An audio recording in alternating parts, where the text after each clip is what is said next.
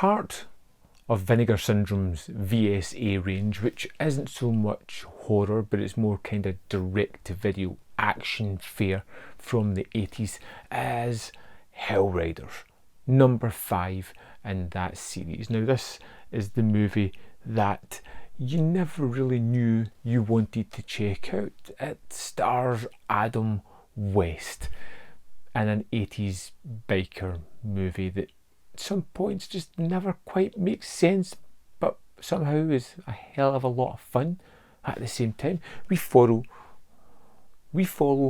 the exploits of Snake and this renegade biker gang. They're so tough that the bikers throw them out their gang because they don't want any of their nonsense. And we follow this gang as they slowly start to terrorise a bit of the highway.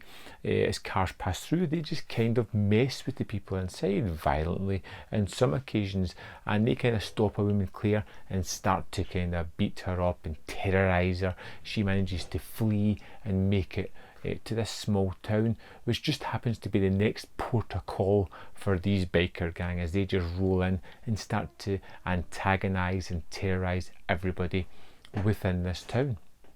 We're introduced to all the characters within the town. We've got the rowdy sheriff who likes to poke fun at everybody. We've got a mechanic who's about to get married. We've got the woman that's about to become the bride and her two friends who are going to be bridesmaids. We get Dr. Dave, which is Adam West's character within this, and we just get a set up for all the carnage to kind of fall into place when it does happen.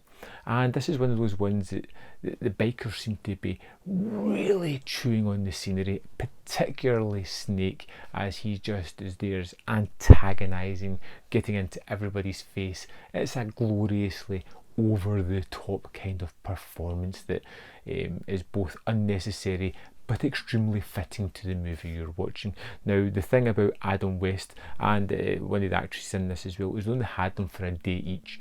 So you get lots of shots where you have their stunt doubles, and at one point there's a close-up of Adam West's stunt double and he looks nothing like him whatsoever.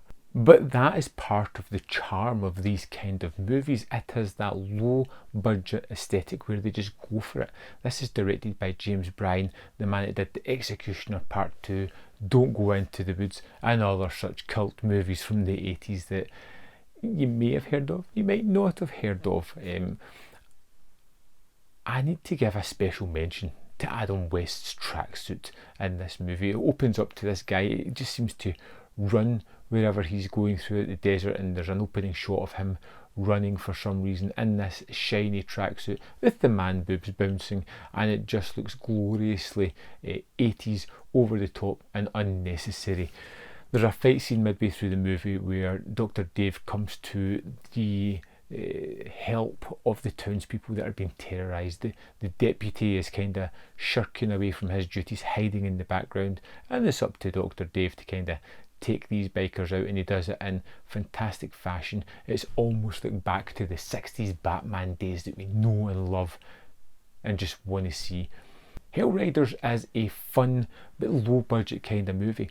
It's not one of the better movies, but it is one of those so kind of cheesy and bad that there's a lot of fun to be had within it. If you're looking for a seriously produced drama involving bikers, Hellriders is not the movie for you. If you're looking for cheesy, over the top, bloody, gory, really skeezy, sleazy type of movie, Hellriders is something that you can get a good bit of fun out of. This was one that I'd heard really played down and I actually found myself kind of enjoying, much to my own chagrin. It was just something that really kind of won me over the more I watched it. I just liked the silly nature of it and the way it just ramped up that tension to the final.